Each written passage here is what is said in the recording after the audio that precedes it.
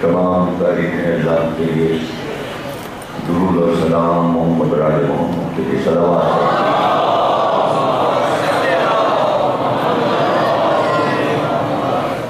چودہ سو 37 ہجری کے شہر محرم کی امام بارگاہ خاص میں آپ حضرات نمی تقدیر سماعت فرما رہے ہیں۔ توجہ سے حجداری پر ہم گفتگو کر رہے ہیں۔ موضوع بھی اختتامی منزلوں سے قریب ہوا۔ تقدس یعنی دینی چیزوں کا احترام اللہ کی طرف سے جو چیزیں مقرر کی ہوئی ہیں اس کا احترام۔ اللہ نے انسانوں کو خلق کیا، پیدا کیا اور اس کو حکم دے دیا کہ ہم نے جن و انس کو پیدا کیا ہے کہ وہ ہماری عبادت کریں۔ یعنی اللہ یہ چاہتا ہے کہ جو مخلوق ہم نے بنائی ہے وہ ہمارے تقدس کا اظہار کرے۔ اب تقدس جو ہے وہ اللہ کے نام سے ظاہر ہوا، یعنی اللہ نے یہ چاہا کہ ہم نے تمہیں بنایا ہے، خلق کیا ہے، اب تم ہمارا احترام کرو، اور اگر نہیں کرو گے، احترام نہیں کرو گے تو یہ کوئی اچھی بات نہیں ہوگی، پھر ہمارا تمہارا جھگڑا شروع ہو جائے گا۔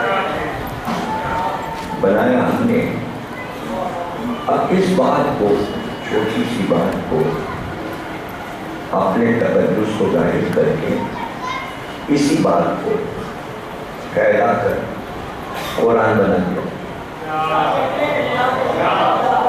قرآن بنا، پورے قرآن میں بس یہی کہتا ہے میرا تقدس، میرا احترام، میرا احترام۔ اب طریقے سے وہ بیان کرتا ہے، بندوں کو سمجھاتا ہے، تو اتنا سمجھانا پڑ رہا ہے۔ اس کے معنی یہ کہ یہ کہا اس کا نہیں مانیں گے اور اس کا احترام نہیں کریں گے۔ اچھا بات سامنے آ مانی ہی کسی نے بات، اور سب نے اللہ کا احترام ختم کر دیا۔ کیوں ختم کر دیا؟ نہیں ہمارے سمجھی میں کیوں نہیں آئے، ہمارے سمجھ میں کیوں آئے ہی دیکھے تو چھپا ہوا ہے اور ہم نے تجھے دیکھا ہی، اور ایک آدمی کو بیچتا ہے اور وہ یہ دعویٰ کرتا ہے کہ ہم اللہ کی طرف سے آئے ہیں، اور وہ انسانوں کو سمجھاتا ہے تقدس تقدس تقدس۔ ہم اسی کو نہیں مانتے، ہمارا پسندیدہ وہ آدمی نہیں، ہم کیسے مانیں؟ بھائی ہم خود اپنا بنا لیں،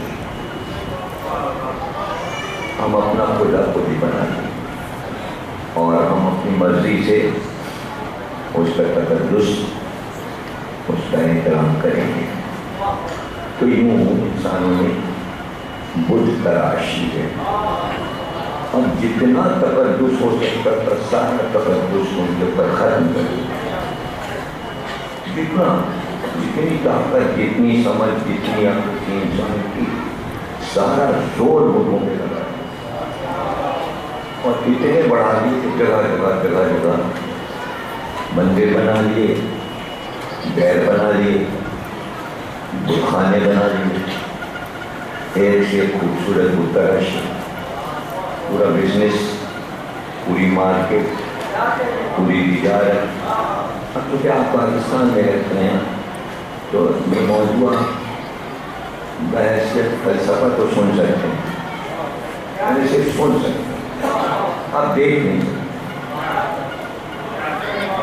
سکتے، اس لیے آپ نے نہ بت خانے دیکھے، نہ آپ نے بت دیکھا، نہ آپ نے مندر دیکھا، نہ آپ نے وہ مارکیٹ دیکھی جہاں بت بکتے ہیں، تو آپ سمجھو گے کیسے بنے؟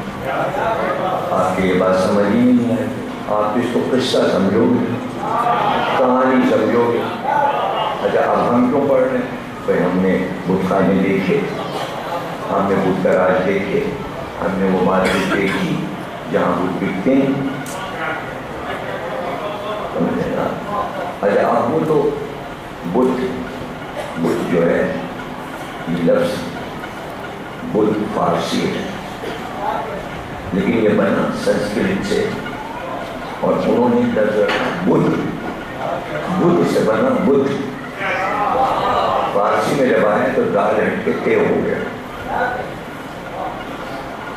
اور پھر اس کے بعد بہت سے نام ہو گئے، صنم، اسلام پرستی، یہ بھی صنم بھی فارسی ہے، اسلام پرستی یعنی بتوں کی پوجا، بتوں کی عبادت۔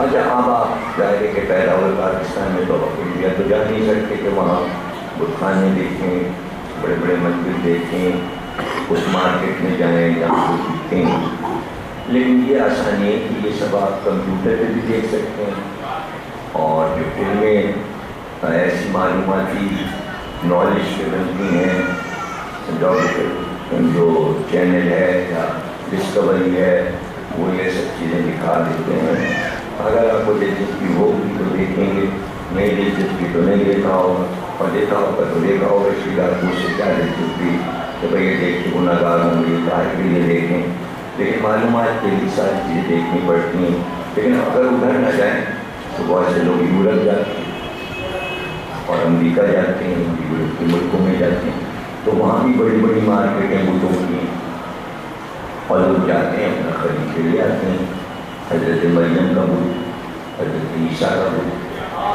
سب اپنے گھر میں لا کے رکھ لیتے ہیں، اور امریکہ میں تو ایسی بلڈنگیں بنی ہوئی جس کے اوپر بڑے بڑے، جو سب سے بڑی بلڈنگ واشنگٹن کی ہے اس میں یہودیوں نے حضرت موسیٰ کا بت بہت بڑا لگایا ہوا، اور وہ سونے سے بنایا، گولڈن، اور اتنی لائٹ آئی ہوئی کہ دور سے ہائی وے سے 2 میل دور سے بھی حضرت موسیٰ کا بت نظر آتا ہے، سونے کا چمکتا ہوا لائٹ میں۔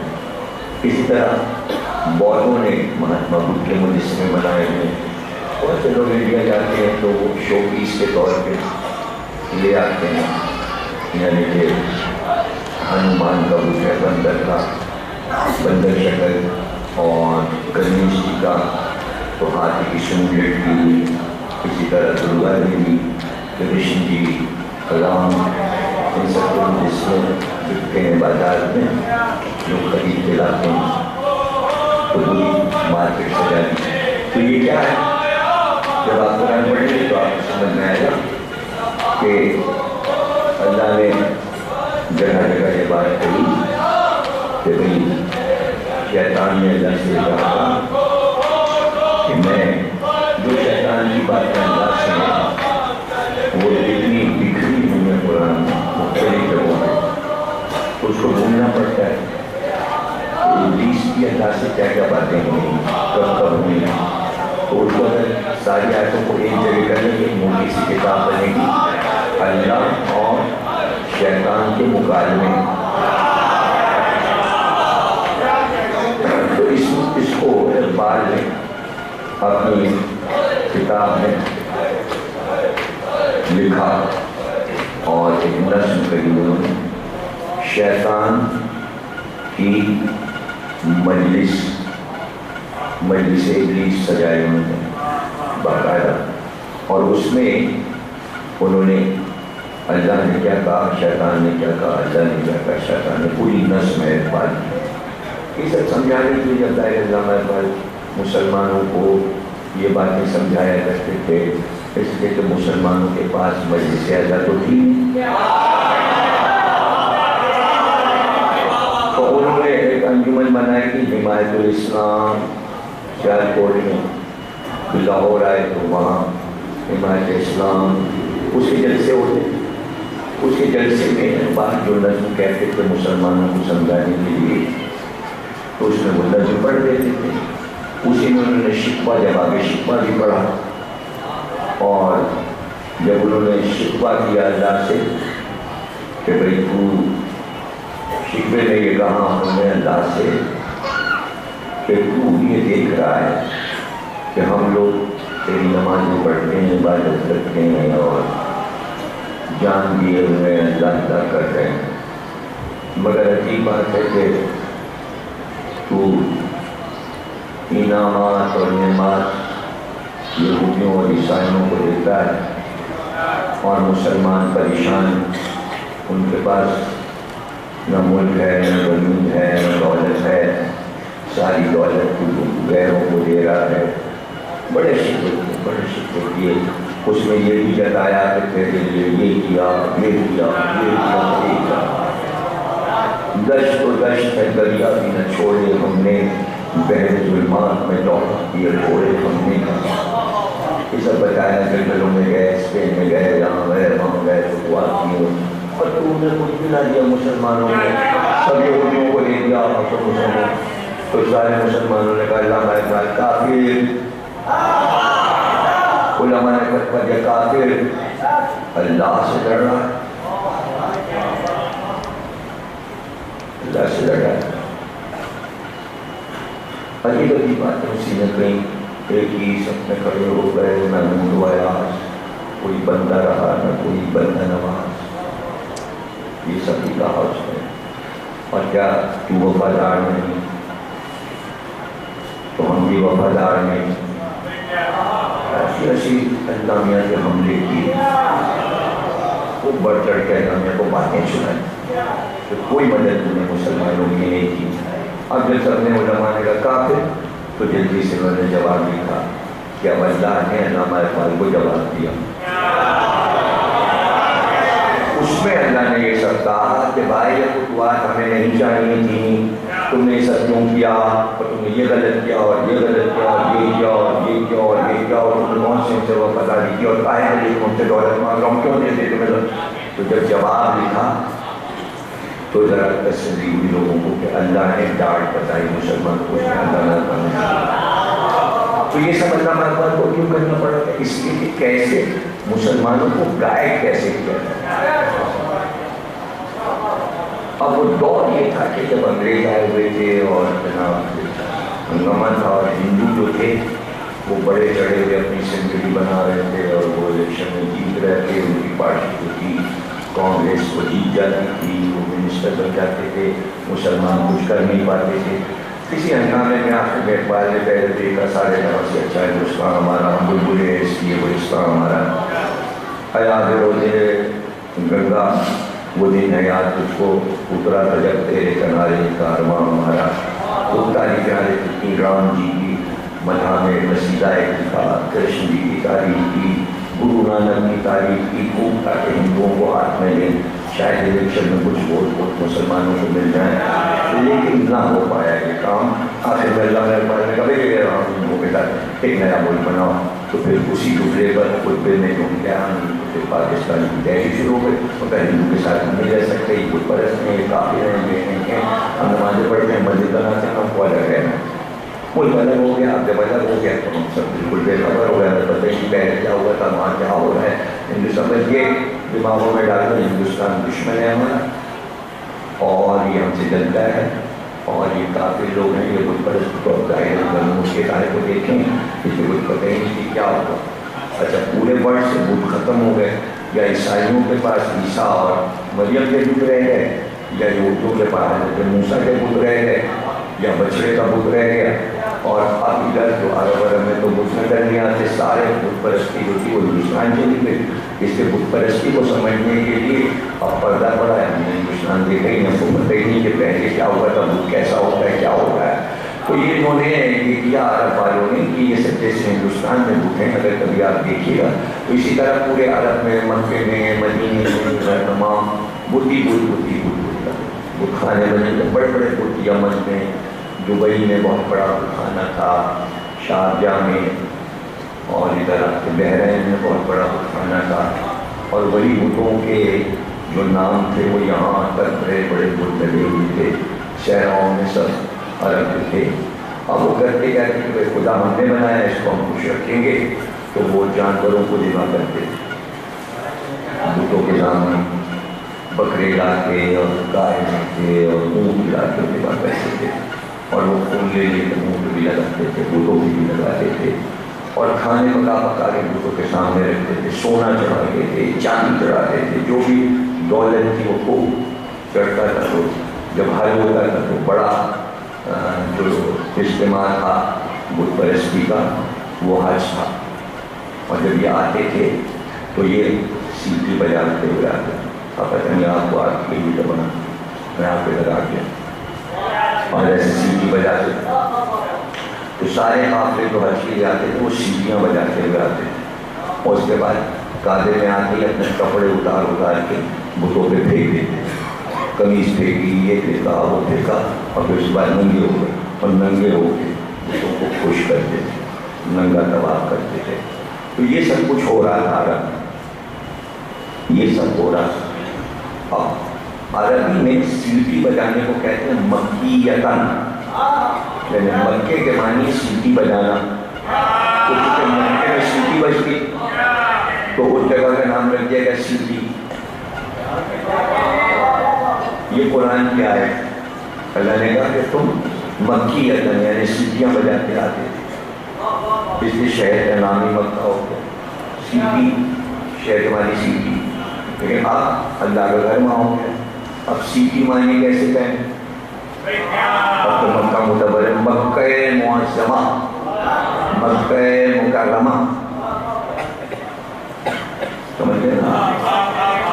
تو یہ چیزیں جب تک مسلمانوں کو پتہ نہیں چلیں گی، اب علامہ اقبال کو رہے ہیں، اب حمایت اسلام انجمن بنی سے اب تو ہنگامہ ہے، مدرسے بنتے ہیں، اس میں ایڈمیشن لیجیے، اور وہاں سے بھی سکھایا جاتا ہے شیعہ کافر، ان کو مارنا، ان کو مارنا، جنت لے لو، دور اگر لینی ہے ان کو مارو۔ پر ایک بات پاکستان میں 70 سال میں سکھائی گئی کہ ساری بدعتیں بدعت ہیں، یہ بت پرست ہیں، یہ مشرک ہیں، یہ کافر ہیں، تو بس ان کی طرف نہ جانا، شرک بری چیز بت پرستی، انہوں نے بت رکھے۔ اب دیکھیں بت چھپا لیے، بت ہوتا کیسا؟ اب مسلمان بچوں کو معلوم ہی نہیں بت کیا ہے، بت پرستی کیا ہے، مندر کیا ہے، وہ یہ سمجھے یہ امام باڑے بت، یہ بت پرستی، یہ ڈالا پردہ۔ شاید علامہ اقبال زندہ ہوتے تو مدرسوں کا دورہ کر کے کہتے یہ کیا کرتے ہو، ہم تو اتحاد چاہتے تھے، تم شیعوں ہی کو بت پرست بنائے تھے، بابا تم چلو انڈیا، ہم تمہیں دکھائیں بت پرستی کیا ہے، بت کیسے بنتا ہے، بت کیسے بکتا ہے۔ آواز بلند تر سلوار۔ بت کے لیے ایک چیز ضروری ہے، بت کے لیے ضروری ہے کہ چہرہ ہو، بت اسے کہتے ہیں جس کا چہرہ ہو اور بدن ہو، یہ لازمی ہے، واجب ہے بت پرستی میں، چہرہ ہو اور پتھر کا ہو یا مٹی کا ہو یا لکڑی کا ہو، چہرہ ضروری ہے اور جسم ضروری، ورنہ بت نہیں ہوگا۔ اور بت اس لیے کہتے تھے خاموش، بت کے معنی ہے بت، سنسکرت میں بت کے معنی خاموش، جو بولے نا، فارسی میں بھی بت کے معنی جو بولے نا، خاموش ہے، بت کی تاریخ خاموش ہے، بولے نہیں، اور خوب اس کو خوش کرو، کیونکہ اگر وہ ناخوش ہوگا تو بولنے لگے گا، شکایت کرے گا، اس لیے اتنے چڑھاوے، اتنا سونا، اتنا چاندی کرتے ہیں۔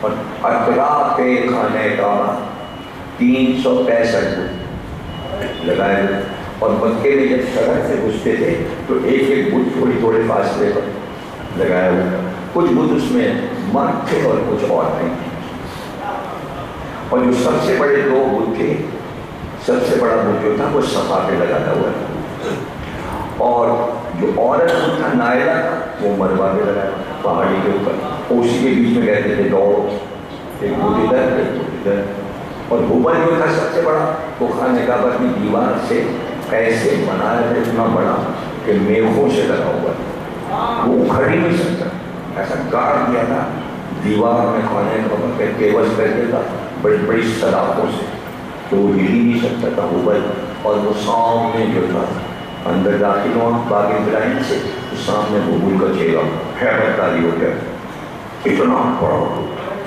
اور اس کی شکل بنائی تھی، کہتے تھے یہ حضرت ابراہیم کی شکل کا، یہ ابراہیم کا بت ہے، ہبل کو کہتے تھے۔ لاتو، مناتو، عزا اور شیری، سارے بتوں کے نام اللہ نے قرآن میں بتائے ہیں، سن لیا آپ نے یہ سب؟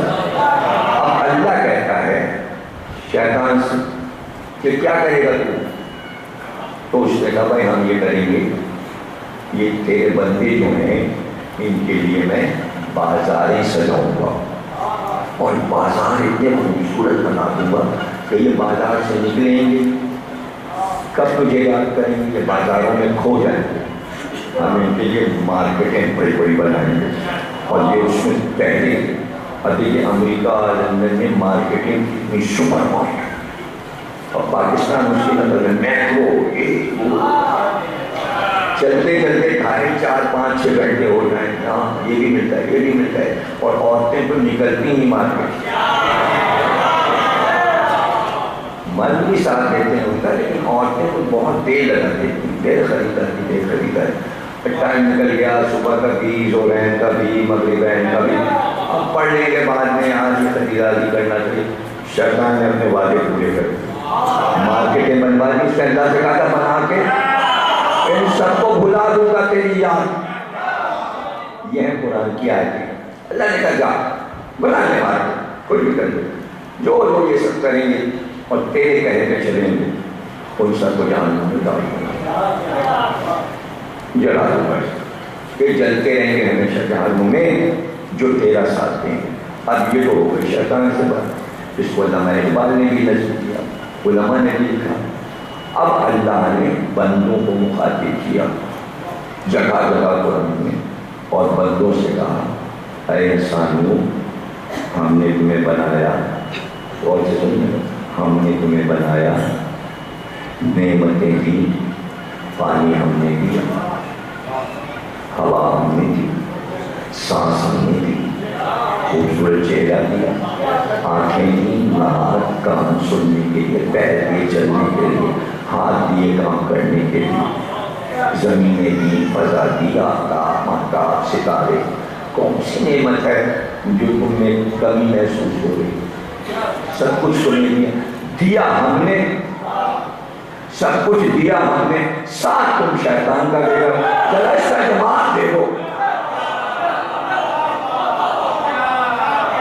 اب جب یہ آیتیں آپ پڑھیں گے، اور اگر پچھلے اشرے میں میرے کہیں پر آپ کو تلاش ہے تو بدھ شکن اور بدھ پراش میں نے ایک اشرہ پڑھا ہے، چھڑ چکا ہے وہ جامع سکتین اشرہ، اس میں یہ ساری چیزیں تفصیل سے آیات کے حوالے یہ وہ سب اطمینان کا اشرہ تھا، وہ آپ کتاب میں پڑھ لیجیے گا، اگر ڈھونڈنا پڑے گا آپ کو تو کتاب میری مارکیٹ میں موجود ہے، اسے پڑھ لیجیے گا۔ اب یہ بات اللہ پوچھ رہا ہے بندوں، اس نے تمہیں کیا کیا؟ بھائی اس نے تمہیں کیا دیا؟ یہ نہیں دیا، دیا سب ہم نے، اور ہم کہہ رہے ہیں ہماری عبادت کرو، اور تم کام اس کے کر رہے ہو، سارے دنیا کے انسان کام شیطان کے کرتے ہیں، شیطان کے کام کر رہے ہیں۔ آپ کہیں گے کیا وجہ ہم اللہ وجہ کیسے الزامات دے رہے ہیں؟ جھوٹ، چور بازاری، سودا مہنگا بیچنا، دھوکہ دینا، خوریزی، قتل و غارت، دشمنی کرنا، ڈاکے ڈالنا، گھروں میں گھس جانا، عورتوں کے زیور چھین لینا، لوگوں کو محروم کر دینا، دوسروں کی زمینیں چھین لینا، لوگوں کو پریشان کرنا، آفس میں جاؤ یہ کام ہے ہمارا کر دو، چاہے کے ڈی ہو، کے ایس سی ہو، کے این سی ہو، پیسے دیجیے، 10,000 دیجیے، پھر فائل دیں گے 20,000 دیجیے، اب ہمارا جا رہا ہے اسکول گیا بچے کو لے کے، فیس اتنی، یہ دیجیے یہ دیجیے یہ دیجیے، بچہ فیل ہو رہا ہے، ہم فیل کر دیں گے، لائیے 50,000 تو پاس کریں گے۔ یہ کام اللہ کے، منہ سے تو بولو، یہی تو اللہ کہہ رہا ہے کہ دیا ہم نے نعمتیں، کام شیطان. اب آپ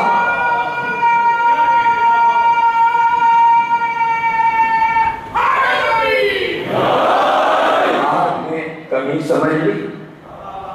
اب میں پھر سوال کرنے جا رہا ہوں. اب یہ آپ کا امتحان ہے کہ تمیز آپ کے سمجھ میں آ گئی. تمیز آپ کے سمجھ میں آ گئی. کیا کر رہے تھے یار؟ بت پوج رہے تھے، آپس میں لڑ رہے تھے، انگریزی کر رہے تھے، بتوں کا مال کھا رہے تھے، سونا جمع کر رہے تھے، سیٹیاں بجا رہے تھے، شرابیں پی رہے تھے، زنا کر رہے تھے. ایسے میں رسول اللہ آ گیا، زنا چھڑوایا،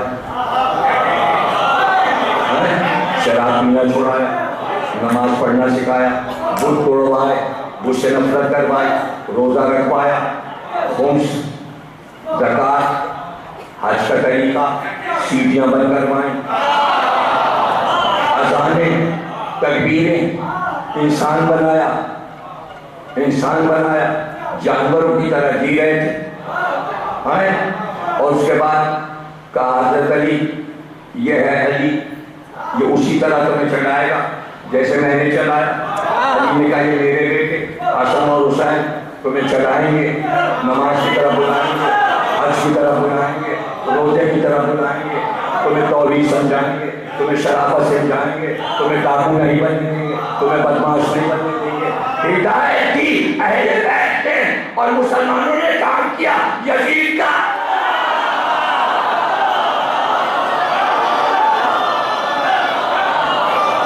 کچھ سمجھے کچھ نہیں سمجھے.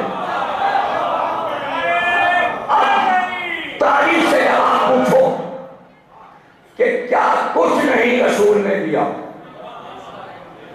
کیا کچھ نہیں دیا؟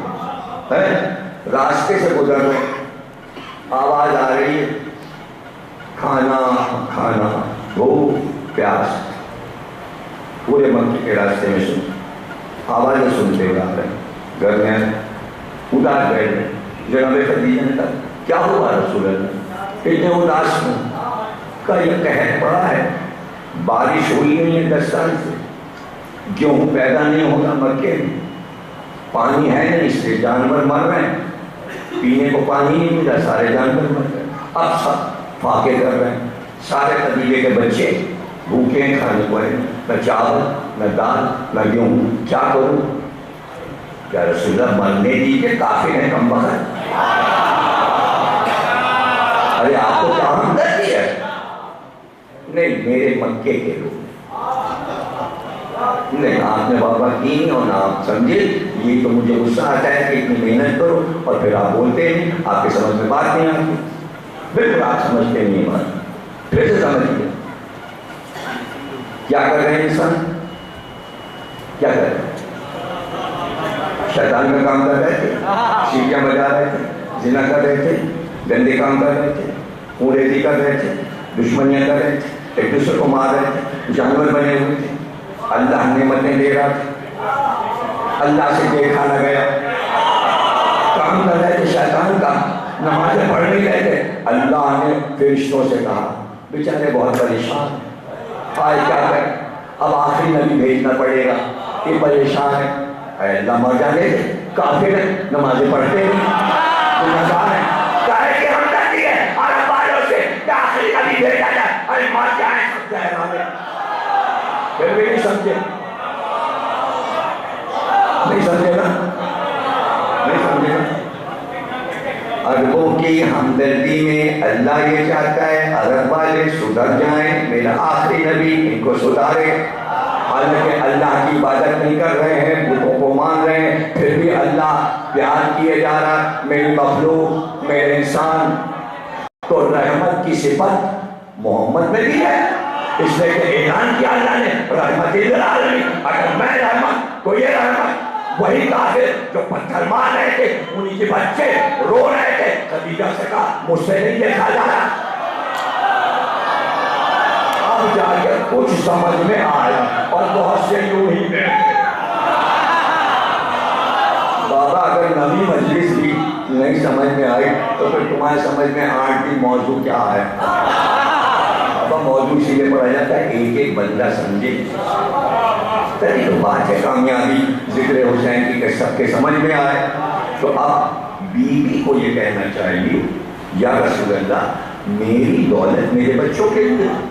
یہ کافر لوگ جو آپ کو پتھر مار رہے ہیں 15 برس سے اور آپ کی سنتے نہیں, آپ ایک بات کہہ رہے ہیں کہ ایک کو مان لو اور یہ ماننے کو تیار نہیں تو مانتے ہیں تمہارے. اب بیوی کیسی پتہ چلا وہ رحمت نبی رحمت خدیجہ رحمت.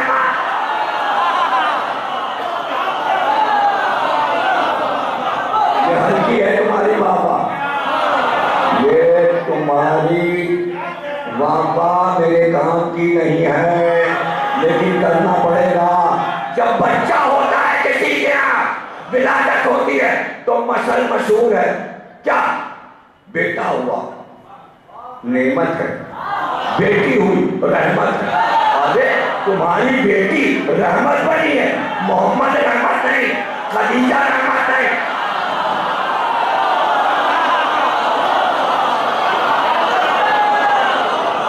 تو یہ تمہیں کہاں سے مل گیا یہ لفظ؟ یہ ملا کیسے کہ آسانی سے؟ ارے صاحب بیٹی ہوئی آپ نے, بیٹی تو رحمت ہے.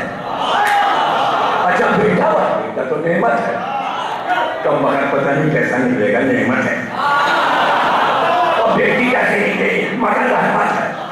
آیا کہاں سے لفظ؟ چونکہ اللہ رحمت, نبی رحمت, خدیجہ رحمت, اب وہی بیٹی پہلی بار اللہ نے کہا بیٹی رحمت ہے.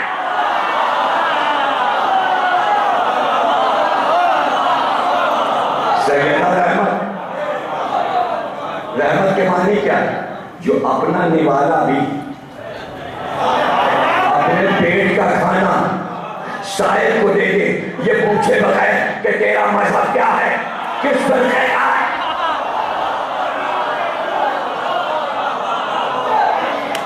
تو کیا زہرا کے دروازے پہ جب سائل آتا تھا تو پوچھا جاتا تھا علی کے شیعہ ہو کہ نہیں؟ اور آج ہمارا کیا دستور ہے؟ جب فقیر مانگتا ہے تو کیا ہم یہ پوچھتے ہیں کس فرقے کا ہے؟ اس لیے کہ کیوں نہیں پوچھتے؟ اس لیے نہیں پوچھتے کہ فقیر کسی فرقے کا ہوتا ہی نہیں. فقیر ہمیشہ مانگے گا تو کہے گا پنجتن کے نام پہ کہہ دو.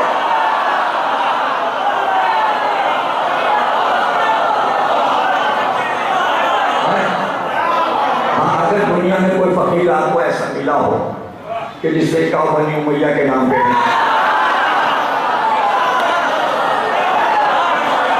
تو یہ فقیر کو عادت کہاں سے پڑ گئی کہ پنجتن کے نام پہ وہ جاہل ہے فقیر, مگر اس کو بھی معلوم ہے دروازہ ایک ہی تھا جہاں سے ملتا تھا.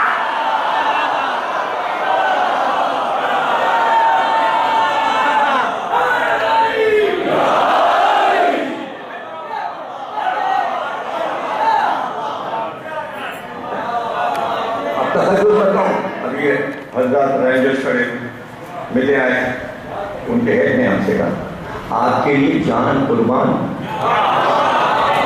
پاکستانی فوج کہہ رہی ہے کہ ان عزاداروں پر ہم قربان, آپ کی حفاظت کے لیے ہمارے پاس کھڑے. پھر انہوں نے اپنی لال پٹی دکھائی کہ شہادت کی پٹی ہمارے بازو پہ باندھی جاتی ہے, حفاظت کرنا ہے حسین کی. یہ تقدس ہے, آزاد آئے.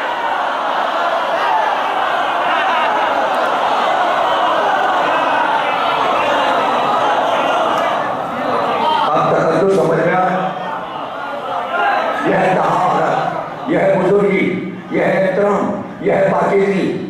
خدیجہ بچے بھوکے, کنیزوں سے کہا جتنا مال رکھا ہے تہخانے میں لے آؤ. اتنا مال تھا کہ ادھر رسول بیٹھے تھے ادھر خدیجہ, بیچ میں مال آیا تو دونوں چھپ گئے. رسول خدیجہ کو نہ دیکھ پائے, خدیجہ رہو. اس کے بعد کھڑی ہوئی, کہا میرے سردار یہ سب لے جائیے, مکے کے بچوں پہ لٹا دیجیے, مجھے ایسی دولت نہیں چاہیے جس کے پیچھے میرا محبوب چھپ جائے. لے جاؤ.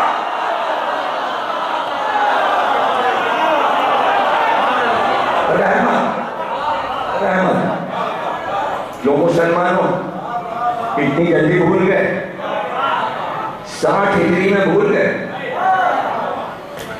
60 ہجری میں بولتا ہے، یعنی اسلام کو ابھی 50 سال ہوئے ہیں، پھیلے ہوئے اور سب ہوئے. اور دیکھیے احسانات کی اہل ہے کام کر رہے ہیں یزید و معاویہ.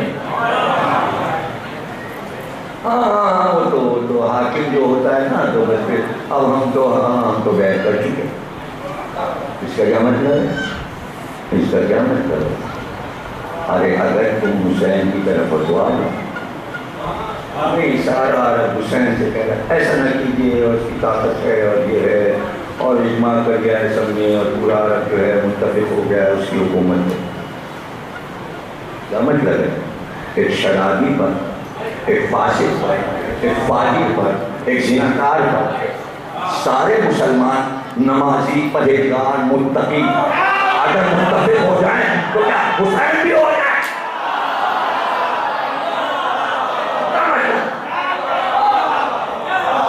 کیا کردار چھپا ہوا ہے؟ جنہوں نے بیعت کی تھی انہیں بھی کردار معلوم ہے. جملہ کیا کہہ رہے ہیں؟ ہاں کردار تو پتہ ہے، بندر پالا ہوا. بندر پالنا اسلام میں حرام ہے. اس نے وہ سارے حرام کام کیے جو رسول اللہ نے منع کیے. اس کے لیے گھوڑا رکھا تھا، اس پہ بندر کو بٹھاتا، بندر کو سکھایا تھا گھوڑا چلانا، اس کو ٹوپی پہناتا تھا، آبا پہناتا، کعبہ پہناتا. اس کا نام رکھا تھا بندر کا قیس. پاکیزہ پرندے نہیں پالے تھے، جو اسلام نے منع کیا وہ پالے. کیوں بھائی اسلام نے بندر کیوں منع کیا؟ کیوں منع کیا؟ اچھا آپ بتائیے کتنے یہاں کراچی میں کتنے لوگ بندر پالے ہیں؟ کوئی بھی نہیں ملے گا. جب حرام ہے تو شیطانی بندر کیوں پالے ہیں؟ ہاں یہ سوال ضرور کر سکتے کہ اسلام نے حرام کیوں منع کیا. وہی ہوئی حضرت موسیٰ پر کہ بھائی ایسا ہے کہ مچھلی کا شکار تم لوگ کرتے ہو قوم والے. سورہ بنی اسرائیل 17 نمبر سورہ بنی اسرائیل پر. ارے تو خوب کھاؤ مچھلیاں لیکن ہفتے کے دن مچھلی نہ کھانا. موضوع کیا ہے تقریر کا؟ اللہ کہتا ہے کہ کام اس کے کرتے ہو، نعمتیں ہم دیتے ہیں، من و سلوہ ہم نے دیا. یہ بھولنا نہیں آخر وقت تک، آخر وقت تک یہ نہیں بھولنا کہ نعمتیں اللہ دیتا ہے، کام مسلمان اس کے کرتے ہیں. یہ یاد رکھنا ہے. بنی اسرائیل نے کہا موسیٰ نے، اللہ کہتا ہے ہفتے کے دن مچھلی کا شکار نہیں ہوگا. ہفتہ یعنی سنیچر کے دن نہیں ہوگا.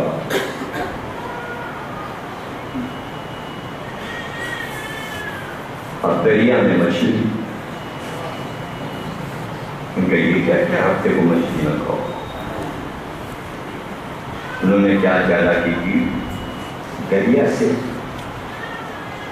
نالیاں بنائیں،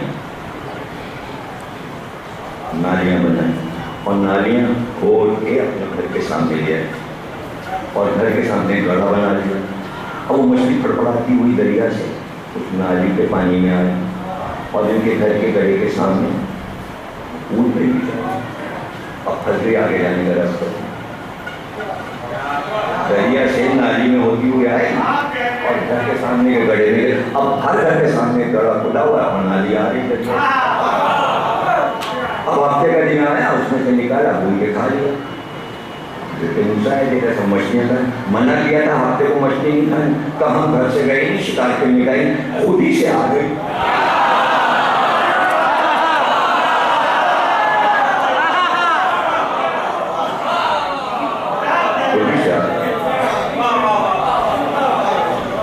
ہم نہیں گئے تھے شکار کرنے، یہ خود ہی آ گئے کہتے گھر کے سامنے. اب حضرت نالیاں بنی ہیں، گڑھے کھلتے ہیں، مچھلیاں بیچاریاں بہ بہ کے اس میں راستے سے آ کے ان کے گڑھے میں گر رہے ہیں. اللہ نے کہا تھا، منع کیا تھا ہفتے کو نہیں کھانا. ابھی یہ بھی کوئی بات ہے، ابھی کیوں نہ کھانا؟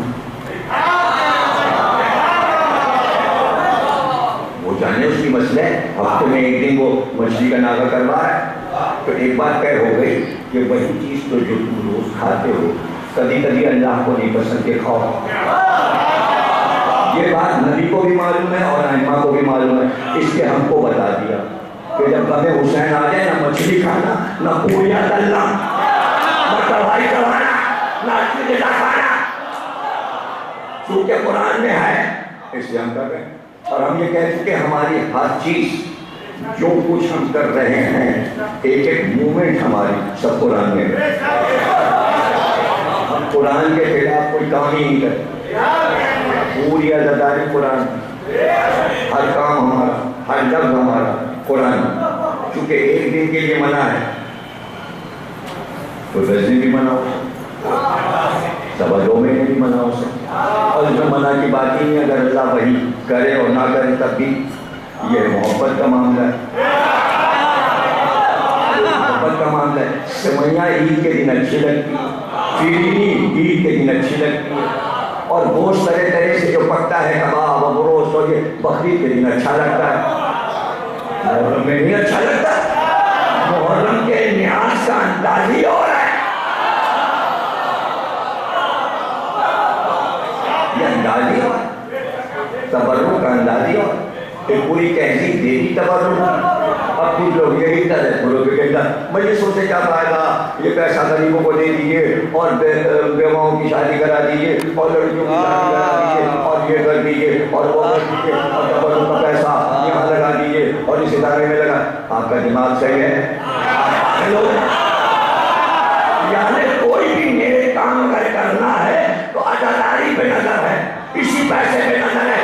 ارے ولیموں میں تو الگ خرچ ہو رہی ہے، سالگرہوں میں خرچ ہو رہی ہے، شادی کے تحت وہاں تو نہیں روکتے.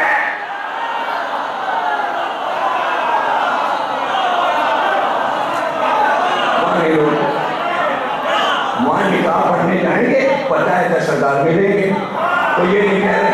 ارے ایک ایسی شادی میں گئے کہ ہم نے کہا یہ حال کتنے میں بک ہوتا ہے. میں نے کہا یہاں میں ایک کتاب کا جلسہ کرواؤں گا اور میں نے کہا 7,500 صرف حال کا کرایہ 7,500. یہ گلشن چورنگی تھے، یہ جوہر موڑ پر، اور بڑے بڑے حال کا، اور باپ رے 4-5 سال، اور کھانا وہ الگ، یہ سب الگ. پتہ چلا ایک ایک شادی 15-20 لاکھ میں ولیمہ ہو رہا ہے اور لڑکی رخصت ہو رہی ہے. بابا ہماری مجلس تو 5,000 میں بھی ہو رہی ہے اور 5 لاکھ میں بھی ہوتی. تو یہ ایسا مجلس بند کر کے بیٹیوں کی شادی کرا دیں اور بیٹی کی شادی پہ لگ رہے لاکھوں. تو ایک شادی پر لڑکی کا ابا کم سے کم 50 مجلسیں بند کروائے تو شادی ہو. شادی تو دھوم سے ہوگی. تو ہر چیز یہاں کم کر دو اور سب ہونے دو. نکاح پڑا چلے گا یہ نکاح غلط، یہ اتنا مہنگا حال کیوں نہیں کرتا؟ حال کی ضرورت کیا ہے؟ گھر سے رخصت کر دو. یہ سب شوبازی جو کراچی میں آئی ہے شیعہ اور سنی سب کے ہاں، یہ کسی کو نظر نہیں آ رہی. یہ سب شیطانی کام ہے، یہ شیطانی کام ہے، اللہ کے کام نہیں ہے. اس پہ نظر کسی کی نہیں ہے کہ بنی امیہ کے اصولوں پہ چلا جا رہا ہے. بنی ہاشم کے اصول چھوڑے جا رہے ہیں. بنی ہاشم کا کام تھا اپنے پیٹ کرنے والا دوسروں کو کھلانا. بنی امیہ کا کام تھا عوام کو لوٹ کے کھانا. تو کینیڈا سے اور ادھر سے آ رہے ہیں، یہ عوام کو لوٹ کر چلے جاتے ہیں اور بہتا جاتے ہیں کہ عزاداری چھوڑ دو. بابا تم آ رہے ہو یہیں سے پڑھ رہے ہو، یہیں کا پیسہ لے کے جاتے ہو اور اسی کے خلاف یہ یہاں پر کون سی مسئلہ بولی جاتی ہے؟ جس رکعتی میں کھاؤ اسی میں سوراخ کرو، جس دال پہ بیٹھو اسی کو کاٹو. سمجھ گئے نا؟ تو اب طے ہو گیا کہ رحمت رسول، خدیجہ رحمت، سیدہ رحمت، علی رحمت، حسن حسین رحمت، اتنے رحمت کہ کافر پر بھی بچہ ہے تو ظلم نہ ہو، معذور ہے تو ظلم نہ ہو. فقیر ہے تو روٹی جائے، رحمت کہتے ہی اسے ہیں جو یہ نہ پوچھے ہمارے ہو کہ کسی اور کے، سمجھے نا؟ تو کیا احسان اہل بیت نے، اور جب معاملہ آیا بنی امیہ تو متاثر ہو کے دولت سے سب ان کے ساتھ ہو گئے، کام کرنے لگے بنی امیہ کا۔ اس بات کو اللہ نے کیسے کہا؟ دیا ہم نے، کام کیا تم نے شیطان کا۔ کیا اللہ کو یہ زہر دیتا ہے؟ ارے کر رہے شیطان کا کام تو کر لیتے، تیرا کیا بگڑا؟ تیرا نام بڑا، تیرے سورج میں کون سی روشنی کی کمی ہو جائے، تیری ہوا میں کیا کمی ہو جائے، جائیں شیطانوں میں جائیں اور نہ کرے تیرا کام، کرتے رہے شیطان کا، تو رب ہے۔ تو اس نے اپنے لیے نہیں کہا، یہ آیتیں رکھی کہ احسان کیا حسین نے، کام کیا یزید کا، بس ختم ہو گئی تقریب، بات سمجھ گئے؟ اتنا سا سمجھانا۔ تو یہ مجلسیں کیوں ہو رہی ہیں؟ یہ مجلسیں اس لیے ہو رہی ہیں حسین کے احسان کو بتایا جائے کہ اسلام پر حسین کا احسان کیا ہے۔ اس لیے 72 فرقے پوری امت یزید کا کام نہ کیا کریں۔ یزید کا کام ہے دہشت گردی کرنا، یزید کا کام ہے جلوسوں پہ بم پھینکنا، یزید کا کام ہے گھروں میں گھسنا، یزیدی کام ہے جہاں اجتماع ہو انہیں بم سے اڑا دینا، یہ یزید نے سکھایا۔ اسلام نے چل کے اور یہ کام، تو آپ کیسے سدھارو گے بابا؟ کمر تو ٹوٹ گئی ہے دہشت گردوں کی، فوج نے خاتمہ کر دیا ہے، لیکن میں بار بار کہہ رہا ہوں مجرم کو مار مار کے عادت نہیں چھوڑائی جاتی۔ مجرم کے لیے ہے پکڑ کے بلا لو، سامنے بٹھا لو اور پھر اس سے باتیں کرو، لیکن باتیں کرنے والا اتنا ماہر ہو کہ علم توحید بھی جانتا ہو، علم رسالت بھی جانتا ہو، علم امامت بھی جانتا ہو، علم قرآن بھی جانتا ہو، ادھورا کلمہ نہ پڑھتا ہو، ادھورا درود نہ پڑھتا ہو، ناقص علم والا نہیں سمجھا سکتا، ناقص علم والا نہیں سمجھا سکتا۔ لیکن جب تک سینٹرل جیل میں مجلس ہوتی ہے، محرم میں ذاکرین جاتے ہیں پڑھنے، وہاں علم لگا ہوا، اس سے فائدہ بہت سے مجرم تائب ہو گئے۔ حضرت عباس کا علم دیکھ کر، مجلس سن کر، دہشت گردوں نے کیا کیا؟ ان کو قتل کیا جو جیل میں مجلس پڑھتے تھے۔ پھر آپ سمجھیے کہ کام کیسا ہوتا ہے۔ یہ تبلیغ کریں گے تو سارے بدماش سدھر جائیں گے، پھر ہمارا کام کون کرے گا؟ تو یہ دہشت گرد نہیں کام کر رہے ہیں، یہ کام شیطان کر رہا ہے کہ جو بیٹھے ہوئے ہیں انہیں سدھارنے نہ پانا، اس لیے ہمارے نمائندے ہیں، اس لیے ان کو مخاطب کر رہا ہے اللہ، کیوں کام کر رہے ہو اس کے بابا؟ تو کیا سکھانا ہے مسلمان علماء کو؟ سال بھر یہ سکھاؤ ٹیلی ویژن پر کہ اللہ کی خدمت کرو، شیطان کی نہیں۔ جتنے شیطانی کام ہیں اسے بند کرائیں۔ اب شیطانی کام سامنے آ جاتے ہیں، پورے سال مساوات ہے، کیا ہو رہا ہے ٹی وی پہ نہیں پتا، 10 دن میں کھل جاتا ہے کہ یہ مسلمان ہے یا کیا ہے، کہ پورے سال کچھ پتہ ہی نہیں کیا ہو رہا ہے، اس لیے سبھی دیکھ رہے ہیں۔ 10 دن آئے، اب نظروں میں آیا اچھا ایک ٹی وی تو نوا چلا رہا ہے، یا فلفا نوا پڑھ رہے ہیں، یا قرآن نوا پڑھ رہے ہیں، یا ضرورت یا جدیدہ نوا پڑھ رہے ہیں، یا نقی نوا پڑھ رہے ہیں، یا مجلس ہو رہی، یا مذاکرہ ہو رہا ہے، یا روزہ دکھایا جائے، اور یہاں ناچ گانا ہو رہا ہے، اور ٹی وی اتنے کہ کھلتے چلے جاؤ، کھلتے چلے جاؤ، کھلتے چلے جاؤ، لیکن کہیں پہ کالے کپڑے پہنے لوگ بیٹھے اور کچھ ٹی وی پہ عورتیں بیٹھیں لال لال کپڑے پہنے، شادی کے جوڑے پہن کے آتے ہیں۔ 10 دن میں کوئی شادی ہوئی ہے، کیا ہوا ہے؟ کاہے کے لال کپڑے، کاہے کے لال دوپٹے، کاہے سجی بیٹھی ہو؟ آج ہی لوگ سجی ہے کیا؟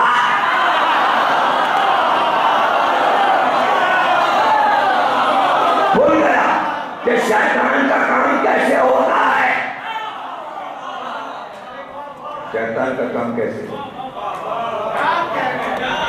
10 دن میں بات کھل جاتی ہے، کیا ہے کہ مطلب کیا خوشی کیا ہے؟ 10 دن غم کے ہیں یا خوشی کے؟ اپنی سمجھ سے باہر ہے. کیا سال شروع ہوتا ہے محرم کا 1 تاریخ سے، تو آپ نے بول دینے کو شہادت رکھوا دی. تو وہاں شہادت کیا ہنسی خوشی ہے کہ شادی میں شہادت میں کیا ناچا گایا جاتا ہے. پھر یہ بھی سمجھا دی اور اس کے بعد اخباروں میں آ رہا ہے سارے نو مبارک. میں نے کیا مبارک؟ وہ مر گئے ہیں، خود ہی مبارک.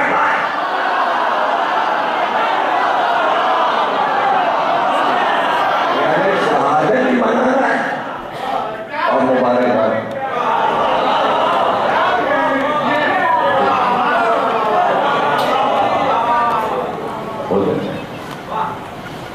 غالب سے ایک خاتون نے پوچھوایا تھا کہ ایک ہی دن غم اور خوشی دونوں کا کام ہو سکتا ہے؟ اب غالب تو ذہانت کا امتحان، ایک ہی وقت پہ خوشی اور غم دونوں ساتھ ہو سکتا ہے. بہت سوچا غالب نے، بچے نے لکھ دیا اور لکھ کے جواب دے دیا. غالب نے لکھا شادی مرد، شادی اور موت دونوں ساتھ لکھ کے بھیج دیا. آپ کے سمجھ میں آئے گا اسے یہ محاورہ نہیں پتا. شادی مرد کے معنی نہیں معلوم آپ کو، ہے کہاں ہوگی کون؟ آپ کو مزہ آتا. غالب نے کمال کیا، اتنی خوشی مل گئی کوئی بچھڑا ہوا ملا. جیسے ہی گلے ملی بہن بھائی کے، بہن مر گئی، خوشی برداشت نہ ہوئی. اسے کہتے ہیں شادی مرد، خوشی کی موت ملی. تو کیا دنیا میں خوشی کی بھی موت ملتی ہے جو محرم کی پہلی تاریخ کا مبارک؟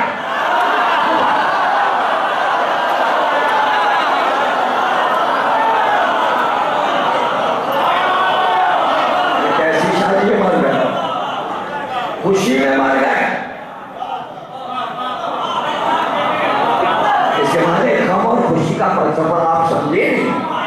اس لیے 1400 سال سے مجلسیں ہو رہے ہیں کہ ہم آپ کو فلسفہ غم اور خوشی سمجھائیں.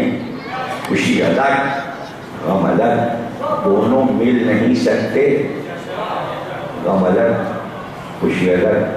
کسی نے علامہ رشید رابعی سے کہا کہ جب پہلی محرم ہے خالق دینا کے عشرے میں، پہلی محرم کو سب لوگ مبارکباد دیں، آپ ہی مبارکباد دیجیے 9:30 کی پہلی تاریخ کو.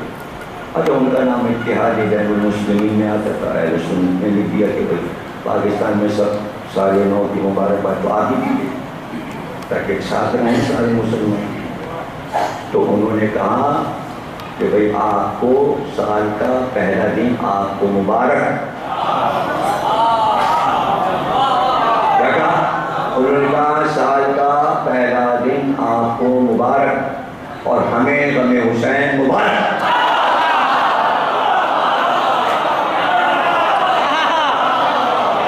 اب مبارک کے کیا معنی؟ مبارک کے معنی برکت، مبارک کے معنی برکت، یعنی ہمیں غم حسین میں برکت ملتی ہے، یعنی اضافہ ہوتا ہے اور آپ کو نحوست ملتی ہے.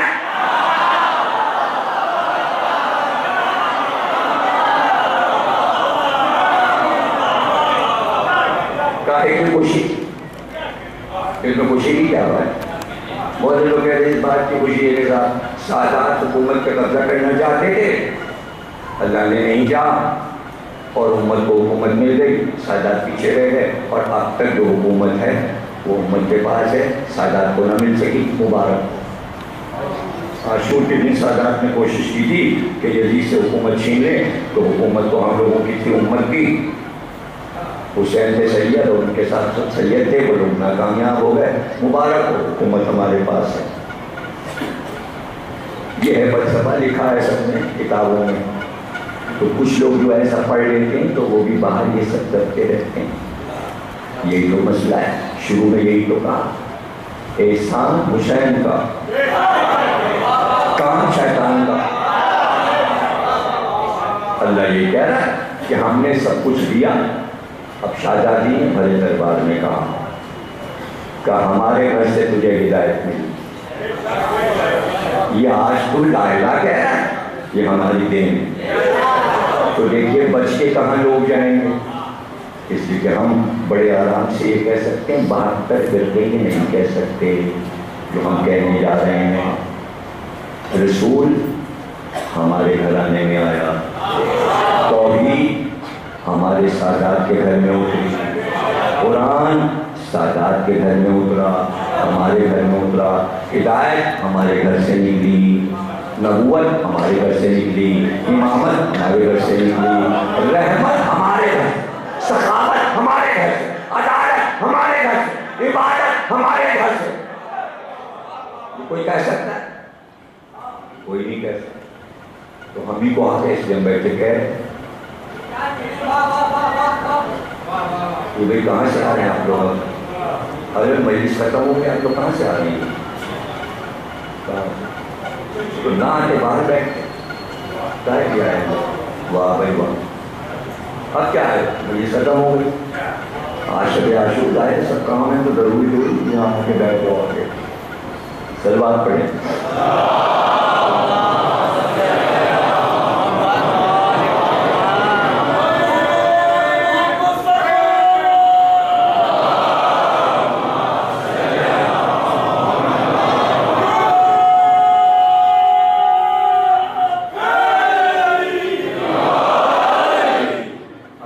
دیکھنے لگے آپ لوگوں کو کہ یہ اور آ گئے، یہ لمبی کر دیں گے تک آواز بلند تر صلوات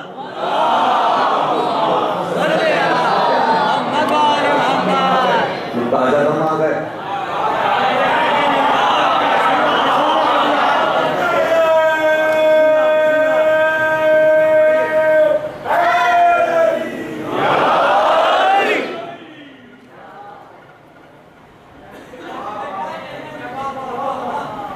تو جناب علی یہ محرم جو ہے تمام فلسفوں کو سمجھاتا ہے۔ اب اس میں دیکھیے ذرا سا انصاف ہونا چاہیے، جو آپ یہ بتا دیں کہ ہم خطابت کرتے ہیں اردو میں،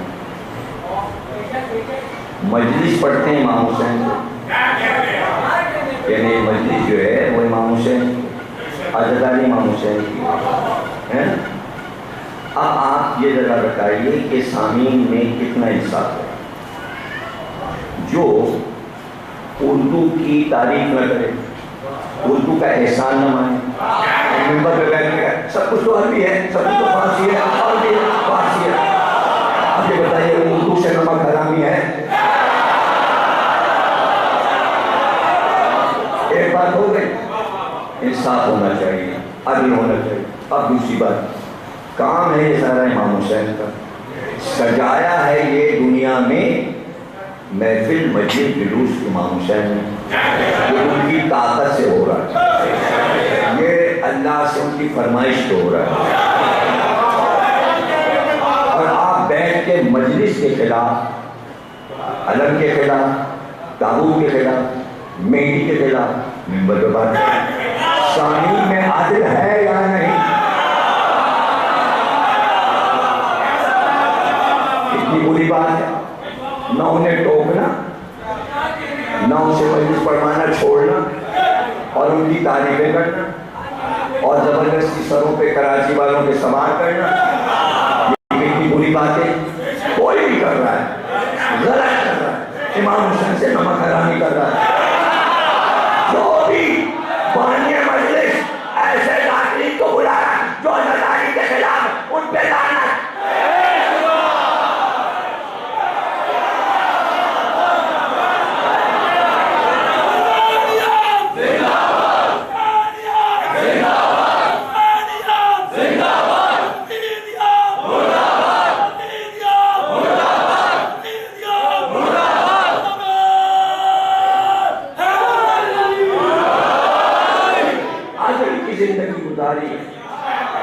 جہاں جہاں آپ کو لوگ ملے مومنین سب کو میری بات بتائیے، آگے بڑھائیے، کمپیوٹر پہ ڈالیے، واٹس ایپ پہ ڈالیے، فیس بک پہ ڈالیے، میرے ٹکڑے اور ٹکڑے، اور سن لیجیے، کام کھول لیے۔ کل تو شامل کریں گے بات، ہم اس کی بات دوسرے شروع ہو جائیں، لیکن اطمینان کی بات تو ہو جائے۔ اپنے موضوع کے اعتبار سے بات تو پوری مکمل ہو جائے کہ سب لوگ سن لیں اور یاد رکھیں 72 فرقے کہلاتے ہیں مسلمان. صرف ہمیں کہا جاتا ہے مومن.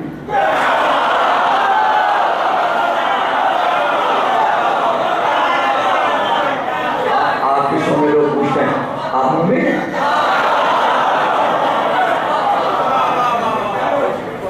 اچھا بہت سے لوگوں نے یہ نام رکھنا چاہا, اللہ نے بھلا کے نام بگاڑ دیا کہ جو مومن ہے وہی ہے. میمنوں نے اپنا نام رکھا مومن, انہوں نے بگاڑ کے بھی بن بنا.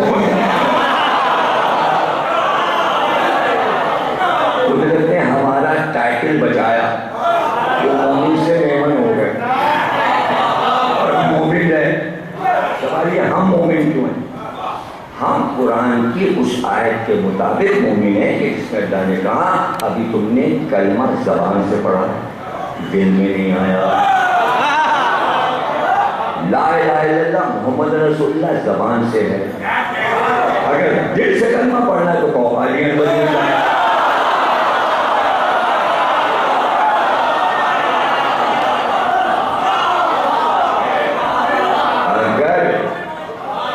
اگر دل سے پڑھنا ہے تو کہو علی ولی اللہ. تو ہم مسلمان سے صاحب ایمان بنے, علی ولی اللہ کہیں گے. اب ہمارا اور سب کا ہو گیا فرق. تو اب ہم جی رہے ہیں عزت کی زندگی علی ولی اللہ کی وجہ سے. اور اگر کوئی ذاکر ہو امامہ ہی کیوں نہ باندھے ہو اور منبر پہ علی ولی اللہ کے خلاف بولے تو لعنت ہے.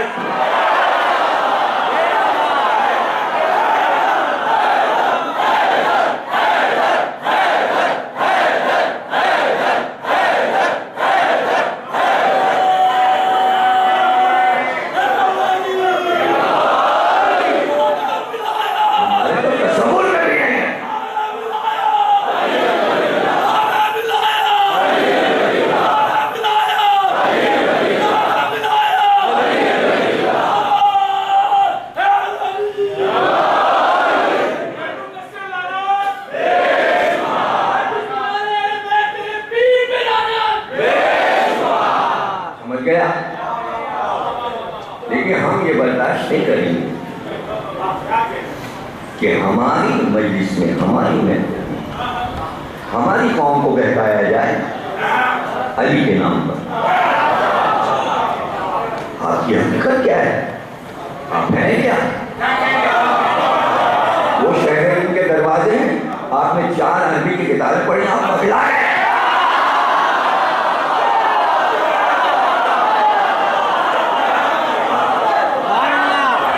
کتابیں پڑھ کے آپ پگلا گئے, دیوانے ہو گئے, چوری ہو گئے, دماغ خراب ہو گیا. کیا ہوا؟ کیا ہوا؟ احسان سارے علینے کیے اور یہاں مجلس میں آ کے آپ کون شیطان کرتا ہے.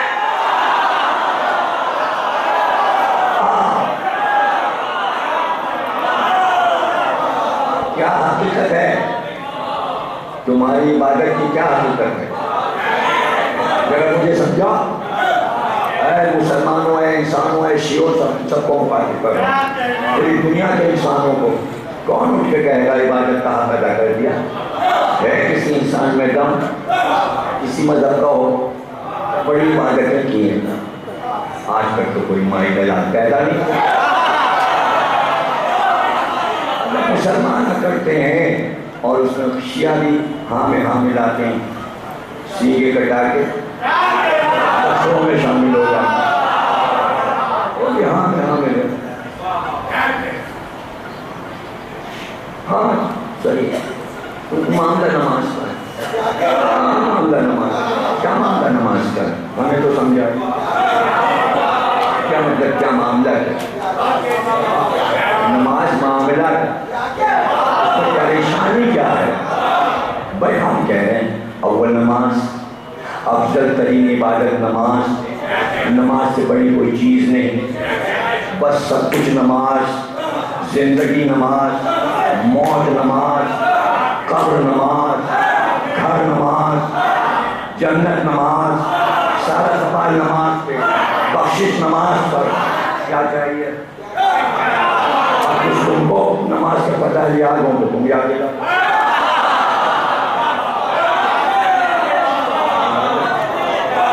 یاد دلا دو. اب ضروری عبادت ہے. قرآن میں آتے ہیں نماز کے خلاف کوئی بولا کیا ہے؟ اول نماز. ہم بھی کلا کو پڑھ دیتے ہیں کیا نماز کے خلاف میں اول نماز. ہمارے لیے جو بولا ارے نماز کے اوپر کچھ ہے ہی نہیں. حالانکہ ہے.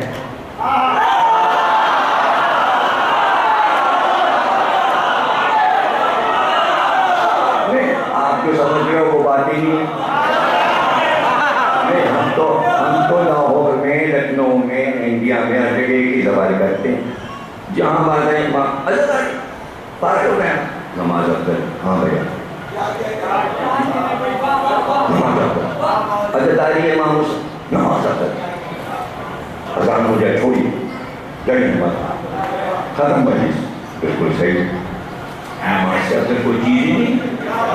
عزتاری سے بھی افضل نماز اور چیز سے افضل.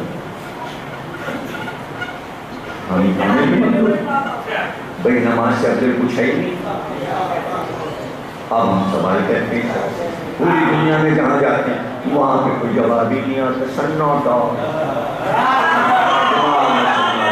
نماز سے کچھ افضل نہیں ہے، کچھ افضل نہیں ہے. اب ہم نے پوچھا نماز افضل کہ محمد افضل؟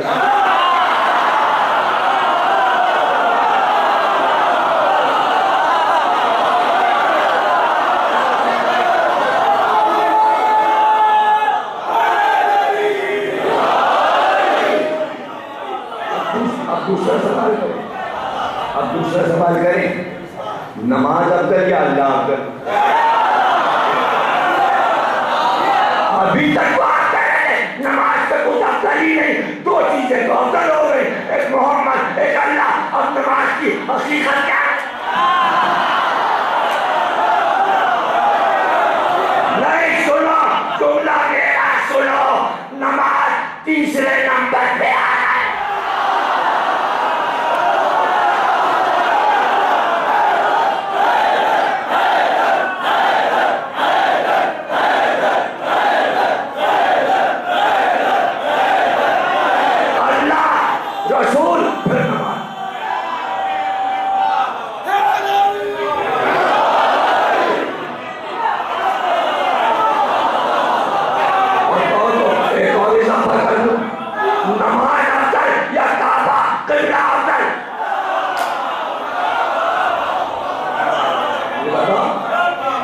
جواب دو تو پھر میں آگے بڑھوں. کعبہ افضل یا نماز افضل؟ اس سے کہ نماز پڑھنے کے لیے اگر کعبہ نہ ہو تو نماز ہوئی. اور جدھر منہ ہے اسی میں تمہاری بیعت.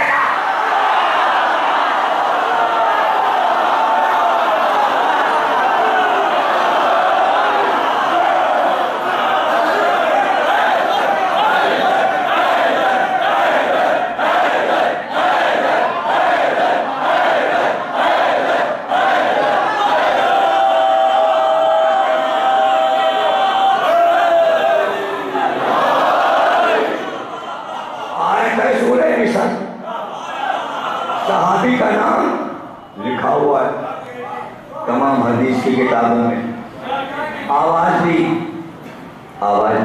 ایسا صحابی جو دربان ہے دروازے پہ رہتا ہے. بار بار رسول پکارتے ہیں. دیکھیے جو باہر ہوگا دروازے پہ اس کی ضرورت بہت پڑتی ہے. پانی لانا، کھانا لانا، فلاں چیز اٹھا کے دے دو. دیکھو فلاں صاحب آنے والے دروازے پہ ذرا استقبال کر لینا، انہیں اندر پہنچا دینا. اور بعض لوگ جو ہے ہمارا گھنٹی رکھتے ہیں لیکن سرکار پکارتی ہے فلاں ابن فلاں. پکارا سرکار نے.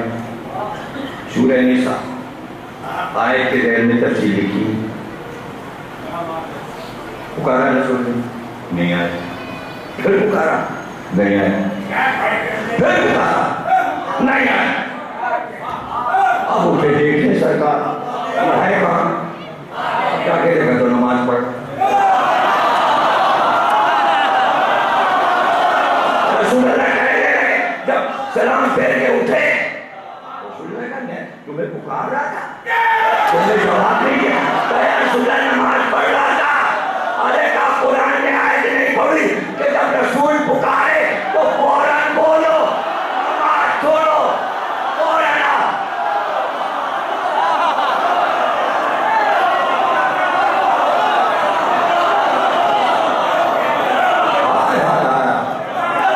اب یہاں پہ سب گھبرا جائیں گے. نماز کیا ہے؟ خوشنودی الہی. محمد کی اطاعت کیا ہے؟ خوشنودی الہی. اللہ یہ چاہتا ہے محمد کی آواز پر فوراً آواز دو. یہ اس کی خوشی ہے, اس کا محبوب ہے. اور نماز اللہ کی ہے. یہ میری چیز چھوڑو اور نبی کے.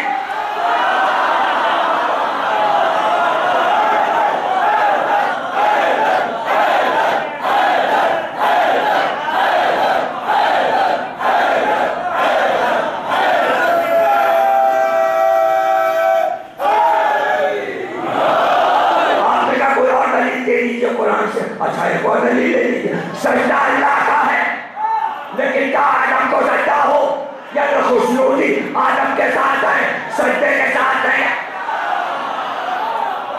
اس میں کیا ہے؟ اس میں ہے حکم الہی. سجدہ کچھ نہیں ہے, نماز کچھ نہیں, اصل چیز ہے حکم الہی. اصل چیز کیا ہے؟ حکم الہی.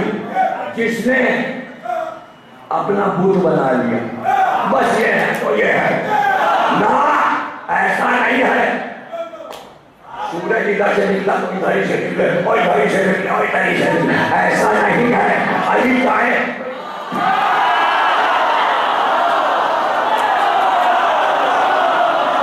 اپنا آئیڈیا بنا لیا سجدہ اللہ کے لیے ہے. اللہ نے کہا سجدہ نہیں ہے, میرا حکم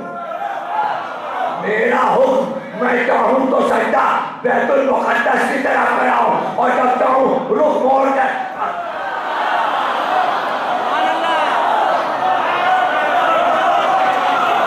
اصل چیز میری مرضی ہے. اگر یہ مسلمان نہ سمجھے تو جہنم کا راستہ کھلا ہوا, جنت کو ملتی نہیں. جب تک ذہن میں یہ نہ بٹھا لے مرضی اللہ کی ہے. جب جس وقت کو چاہے وہ کرنا ہے. تم اپنی آئیڈیالوجی بنا کے مت بیٹھ جایا کرو کہ یہ کرنا ہے تو یہ کرنا. ارے نماز اللہ کی ہے. باپ کا دماغ خراب ہو گیا کہ بھائی یہی ہے سب کچھ. یہ بھول گئے کہ اصل مرضی اللہ کی ہے. بھول گئے نا. باپ کی آئیڈیالوجی بنا لی تو بنا لی. اسی چیز کو ختم کرنے کے لیے اللہ نے حسین کے دل میں ڈالا کہ جاؤ نانا تمہارا سجدے میں ہے, تم جا کے خود کر رہا.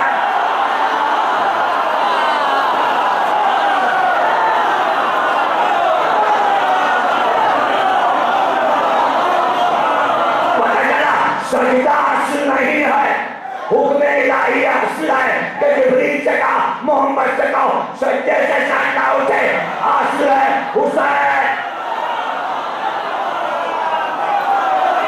سجدہ اصل نہیں ہے, مرضی الہی ہے اصل. اس وقت میری مرضی یہ ہے کہ سجدہ اور طول میں چلا جائے.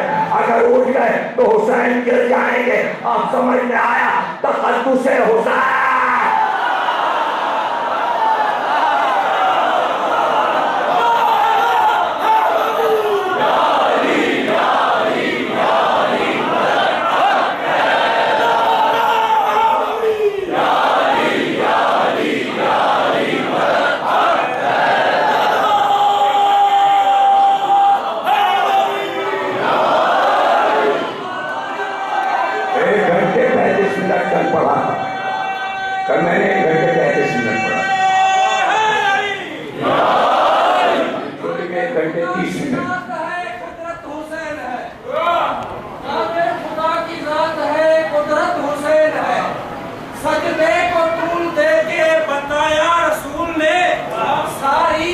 خطوں کی حقیقت حسین ہے، سبحان اللہ، رکو میری نماز سے افضل حسین ہے۔ تو کیا سمجھے آپ؟ کسی چیز کو بت نہ بنا لیجیے، کسی چیز پہ جب گئے وہ بت ہے۔ بت کیا ہے؟ آپ کی آئیڈیالوجی، لیکن جس نے آئیڈیالوجی اپنی چلائی اس نے شرک کیا، اللہ کے دین میں اس نے فساد کیا۔ اللہ کی مرضی کیا ہے؟ میری مرضی پہ چلو، یہ نہیں اسی پہ چلے جا رہے چلے جا رہے چلے جا رہے چلے جا رہے۔ کتنے اصول اپنی قدرت کے اس نے توڑ دی۔ کیسا جملہ ہے؟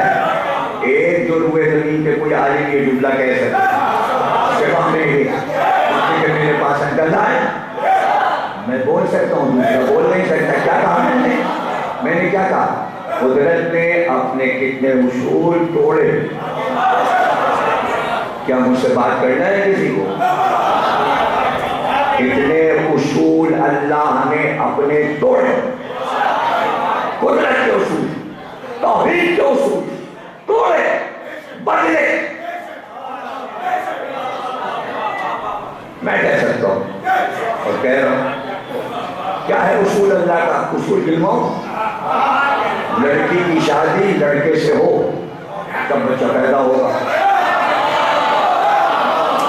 کیا ہے اللہ کا اصول؟ اللہ کا اصول کیا ہے؟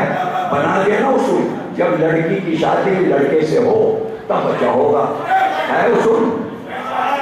اللہ کا اصول ہے، اس کی قدرت ہے، جب تک عورت مرد ملیں گے نہیں بچہ ہوگا ہے۔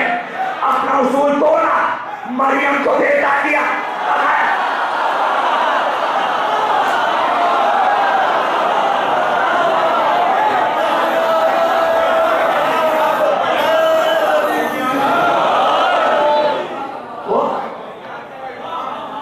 تھوڑا اصول تھوڑا کہ نہیں کرو۔ جناب صالح پیغمبر کی قوم نے، سمود نے کہا ہم آپ کو پیغمبر جب مانیں گے یہ سامنے کی پہاڑی پھٹ جائے اور اس میں سے ایک اونٹنی نکلے اور اس کا بچہ بھی ساتھ ہو، تب پیغمبر مانیں گے۔ سرکار نے کہا اگر تم نے نہیں مانا، جناب صالح نے کہا، تو عذاب آئے گا، ماننا ہے۔ انہوں نے اشارہ کیا، سے پہاڑی پھٹی، اونٹنی نکل آئی، میں بچے کے عرب میں اونٹ اور اونٹنی ملے تو بچہ پیدا، یہ اونٹنی پہاڑ سے پیدا ہو، اصول بدلا۔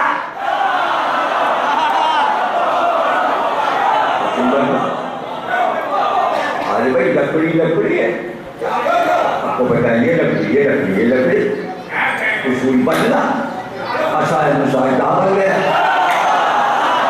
جانور الگ، درخت الگ، یہ نباتات وہ حیوانات، یہ نباتات حیوانات کیسے بن گئے؟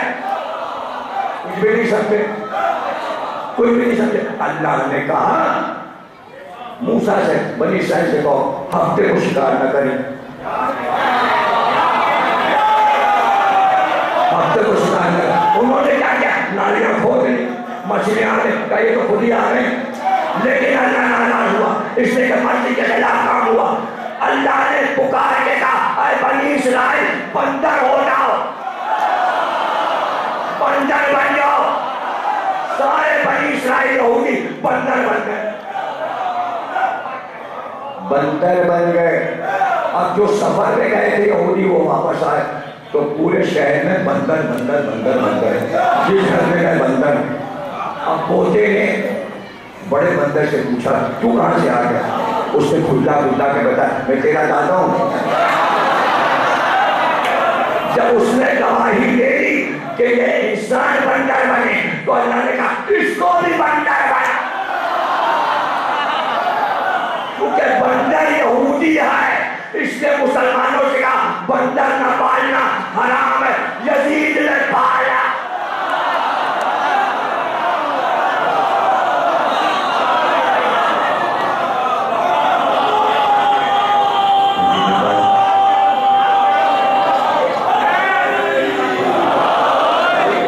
سارے کام کیے جو اللہ کے حکم کے خلاف. تو حسین عوام کے ساتھ ہو رہا ہے, عوام اسے ووٹ دے رہے ہیں, تو آپ کی مرضی کیا ہے؟ سب اس کے ساتھ ہو رہا ہے. قیامت تک ہم حسین کے ساتھ رہیں گے. اٹھانے بڑی مصیبتیں اٹھانی پڑیں گی وقت میں, تو حسین کو بھی تو مصیبتیں اٹھانی پڑیں. ایک بیچاری خاتون پہ مصیبت پڑی, شوہر مر گئے, بیٹا مر گیا, یہ ہوا وہ ہوا, پیسے ختم. انہوں نے ایک چٹھی لکھی امام حسین اور کہا یہ دری میں ڈال دیجیے گا, ظاہر نہیں سکا. امام حسین نے کتنی مصیبتیں آئی آپ دیکھ رہے ہیں. وہ خط ڈال دیا امام حسین کو. امام حسین خواب میں آ گئے اور خاتون سے کہنے لگے بی بی یہ بتاؤ کوئی ایسی مصیبت بتاؤ جو تم پہ پڑی ہو اور مجھ پہ نہ پڑے. اس معافی مانگ کا بے شک مولا آپ پہ جو مصیبتیں پڑی دنیا میں آج تک کسی کی ایسی مصیبت نہیں. تو حسین نام ہے دنیا کی ہر مصیبت میں صبر دینے کا ایک طریقہ, ایک انداز. اب چاہیے کہ جو امام حسین کا غم آئے اور سارے رسول اللہ کو, تو ادھر سے آپ تقدس عزاداری کا قائم رکھے ہو اور بتا چکا کہ حسین کی نظر میں پھر عزاداروں کا تقدس کیا ہے, یعنی پیار کو طرفہ ہوتا ہے.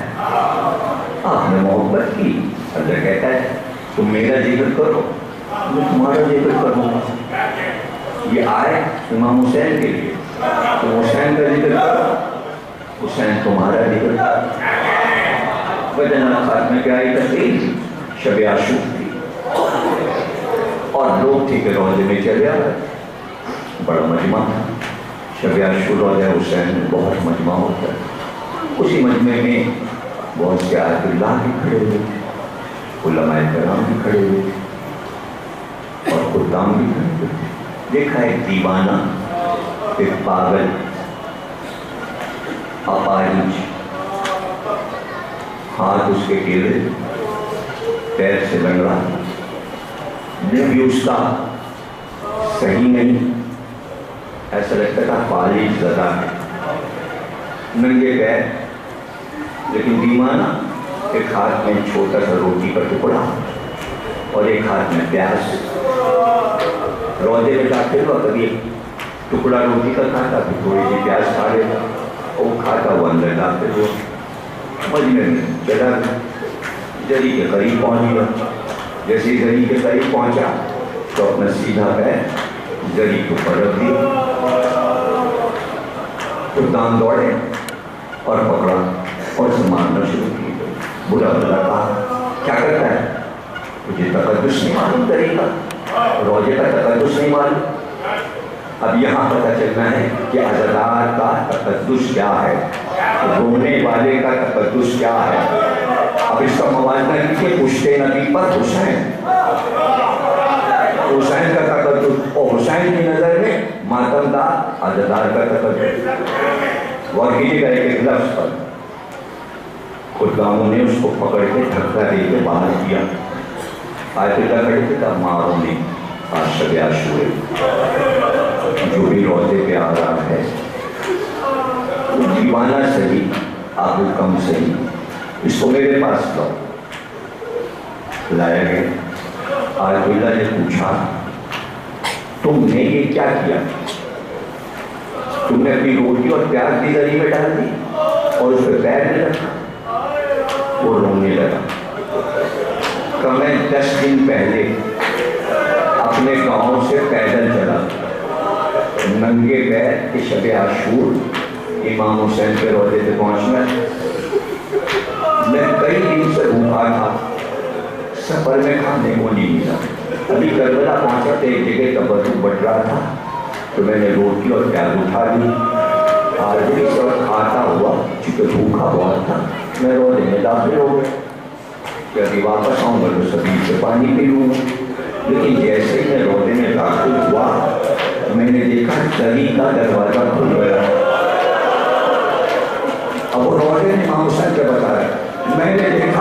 کہ زمین میں امام حسین بیٹھے ہوئے تھے اور مجھے دیکھتے ہی میرا نام لے کے پکارا اور کہا پہنچ گئے، آؤ میرے پاس آؤ۔ میں جلدی سے آگے بڑھا امام حسین کو دیکھ کے، جیسے ہی قریب آیا امام حسین نے کہا مجھے معلوم ہے تیرے پاؤں میں کانٹے بہت ہیں، پیر لا تاکہ میں کانٹے نکال۔ میں نے پیر بڑھایا، حسین کانٹے نکالنے لگے۔ ایک بار مجھے دیکھ کر کہا کیا کھا رہے ہو؟ میں نے کہا روٹی اور پیاز۔ کہا میں بھی تو بھوکا ہوں۔ میں نے جلدی سے وہ روٹی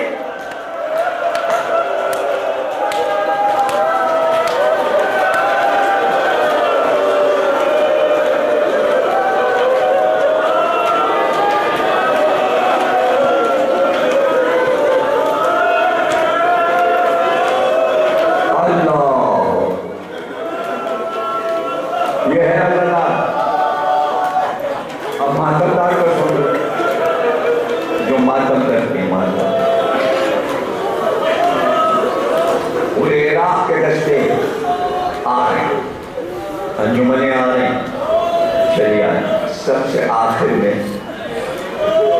آیا عصر کے وقت بنی اسد جو کربلا میں تھے، ان کی نسل بنی اسد۔ وہ کیسے آتے ہیں؟ ہاتھوں میں پورے پانی بھرے ہوئے، بچوں کو ساتھ میں لیے، عورت مرد سب، اور دوڑتے ہوئے آتے ہیں اور آتے روزے کا طواف کرتے جاتے ہیں اور کہتے ہیں آقا اٹھو پانی لائیں، آقا اٹھو بچوں کو پانی پلاؤ، ہم پانی لائیں، ہم پانی لائیں، اور دوڑتے ہوئے کیونکہ کئی گاؤں سے ہو کے آتے ہیں تو پیروں میں پانی اور کیچڑ بھرا ہوتا ہے۔ شاہدان کی کوئی منت آ گئی، کوئی دعا قبول ہو گئی، منت مانی کی روضہ حسین پہ آ گئی تو ایران گورنمنٹ کو خط لکھا کہ ایران کے جو سب سے بہترین قالین ہیں وہ ہم بھجوا رہے ہیں، آپ چاروں طرف ذریعے امام حسین کے روضے پہ بچھوا دیجیے۔ وہ بچھا دیے گئے قالین، قیمتی شاہ ایران نے چڑھائے۔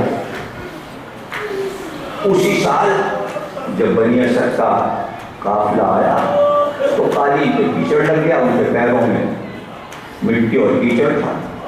رپورٹ شاہ ایران کو ملی اور کہا آئندہ جب بنی اسد آئیں تو اس دن قالین اٹھوا کے لپیٹ کے رکھ دیے جائیں تاکہ ان کے پیروں سے قالین خراب نہ ہو، اس لیے کہ وہ کیچڑ سے ہو کے آتے ہیں، قالین خراب ہو جائیں گے۔ جتنے خدام تھے سب نے رات کو خواب دیکھا اور ہر ایک کی خواب میں حسین جلال میں آیا اور کہو اس ایران کے بادشاہ سے کہو تیرے قالین مجھے نہیں چاہیے، میں بھجوا دوں گا، میرے اقتدار سے آئے ہیں، اگر تجھے منظور ہے کہ اس طرح عزادار قالین پہ چلتے ہوئے آئیں تو بچھوا ورنہ ہٹوا دے۔ مجھے اپنے عزاداروں کے وہ پیر پیارے،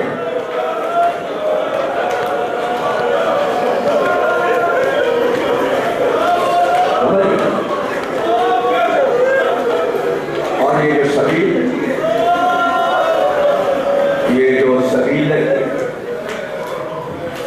کیسے کیسے چلنا مانگی، کچھ تھوڑے سے پیسے دے دیجیے، سبیل لگانا ہے، کیا ارمان ہے، لوگ نکال کے جو جیب میں دے دیں۔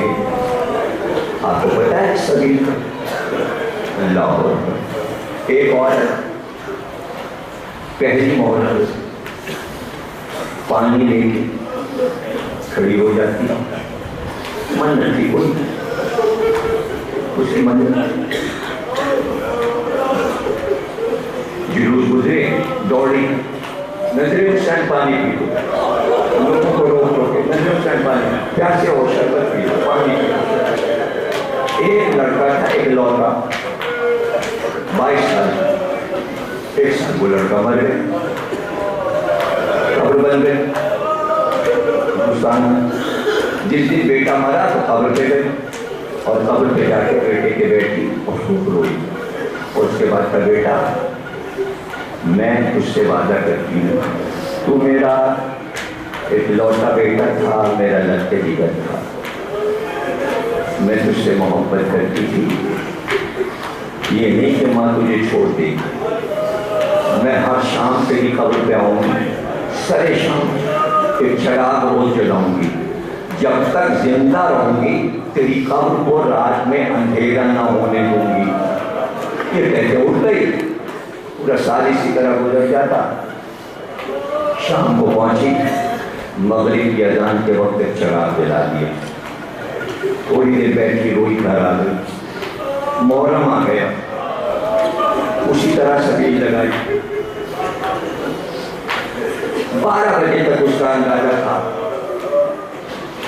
کہ اب علم سارے گزر گئے، اب میں جاؤں گی، آج سارے شام سے جلوس آتے رہے، میں پانی پلاتی رہی اور بار بار کہتی بیٹے ماں سے ناراض نہ ہونا، میں فاطمہ کے بیٹے کے نام پہ پانی پلا، مجھے جب فرصت ملے گی میں چراغ جلا دوں، اور اگر آج رات نہ آ سکے کہ محرم کی راتیں میں عزاداروں کو چھوڑ کر کیسے آؤں، ان کو پیار بلاؤں، پانی پلاؤں، جتنے کی قبر میں چراغ جلاؤں۔ یہاں تک کہ رات کے 2:30 بج گئے، پتہ چلا سارے جلوس نکل گئے، اس کا پانی بھی سبیل کا ختم ہو گیا، اب قبرستان چلی۔ دروازے پہ پہنچی، غور سے دیکھا وہی قبر ہے بیٹے کی، جس طرف دیکھا وہاں چراغ جل رہا، روشنی ہو رہی ہے۔ قریب پہنچی، دیکھا ایک بی بی سیاہ برقع پہنے بیٹھی رو رہی ہے، چراغ سامنے چل رہا، وہیں بیٹھ گئی اور ہاتھ جوڑ کے کہا بی بی تمہیں غلط فہمی ہوئی ہے، یہ میرے بیٹے کی قبر ہے، تم نے یہاں چراغ کو جلا دیا تو قبر بھول گئی۔ ایک بار چہرہ اٹھایا، کہا ضعیفہ یہ تیرے بیٹے کی قبر ہے، تو چونکہ خدمت میرے بیٹے کی کر رہی، اس سے فاطمہ لالا شام سے آ گئی، تیرے بیٹے کی قبر پہ چراغ جلا۔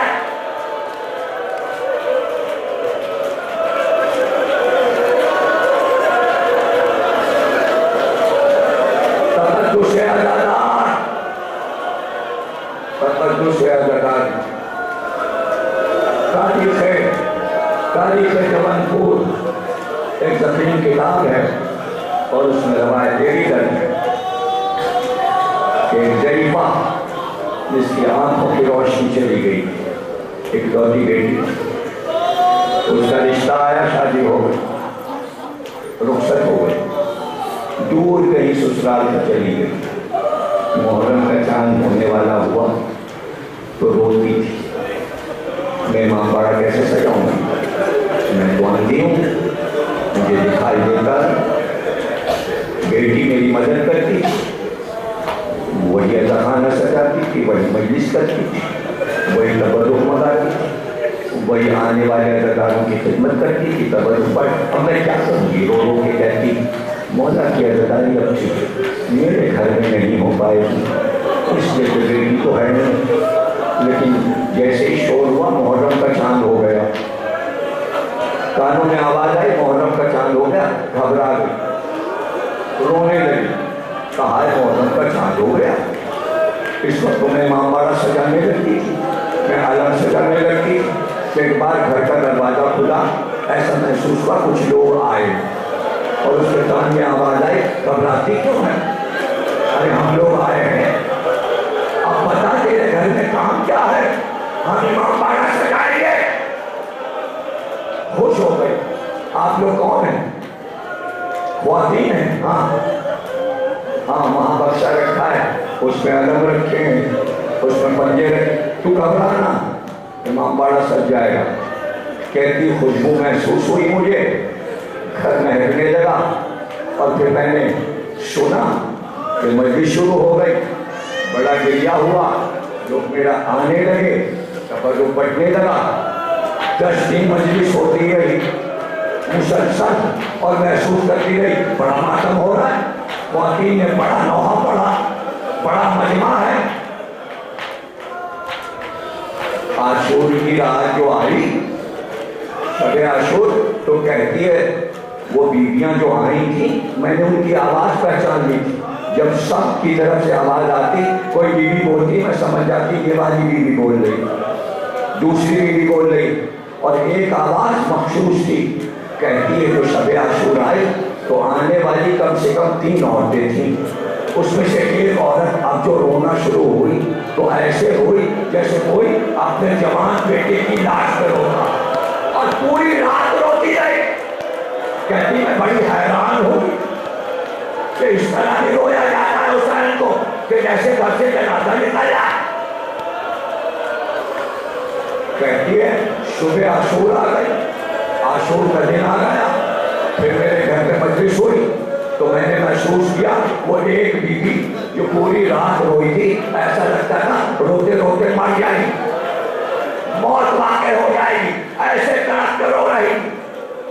میں نے بڑا صبر کیا, مجلس ہو گئی, شام غریبہ ہو گئی, 11 محرم کی صبح آئی تو وہی بیویاں ضریفہ کے پاس آئیں. کہا عزاداری میرے گھر ہو گئے. کہا آپ کا شکریہ, آپ نے میرے گھر کی عزاداری سنبھالی, امام باڑہ سجایا, تبرک بانٹا, سامعین کا احترام کیا, سبیل لگائی. کہ تو اب اجازت ہے ہم اپنے گھر چلے جائیں؟ اچھی ہو گئی نا تیرے یہاں عزاداری؟ کہ ذرا سا ٹھہر جائیے, ایک ارمان ہے. ٹٹولتی ہوئی اپنے کمرے میں گئی, ایک صندوق کھولا, کچھ زیور بچے ہوئے چاندی کے رکھے تھے, ایک رومال میں لپیٹا, اس کو لے کر آئی. کہ آپ نے بڑی خدمت کی, ہمارے گھر امام باڑہ سجایا, مجلس کی, ہم آپ کو کچھ نذرانہ دینا چاہتے ہیں. یہ غریب کے پاس کچھ ہدیہ ہے, یہ لے لیجئے. ایک بار سامنے رکھ دیا کہ میرا ہدیہ یہ ہے, جو کچھ میرے پاس بچا تھا میں دیتی ہوں. اب وہ ضعیفہ کہتی ہے وہی بیوی جو رات بھر روئی تھی ایک بات چیخی, اور چیخ کر اس نے کہا اے مدینے والے, میرے بابا سیدہ تجھ سے فریاد کرتی ہے. اے بابا, بابا, بابا, حسین کے غم میں, حسین کے جانے والے, حسین کی ماں کو نذرانہ دے رہے ہیں. بابا, حسین کے جانے والے کتنے بڑے لوگ ہیں بابا, حسین کو کتنا چاہتے ہیں. ضعیفہ گھبرا گئی جب یہ سنا فاطمہ زہرا. بابا, محمد کی بیٹی ہاتھ تھام لیے, پکڑ لیا, پیر پکڑے کہ تم کو قسم ہے حسین کی, بتاؤ تم لوگ کون ہو, مجھے قسم دو, بتاؤ کون ہو. ایک بار آواز ہے ضعیفہ, تیرے گھر عزاداری کرنے حسین کی ماں فاطمہ آئی تھی, اس کے ساتھ اس کی بہو ام لیلا. زینب تیرے گھر حسین کی بہن علی اکبر کی ماں, خوش نصیب بدنام ماتم حسین.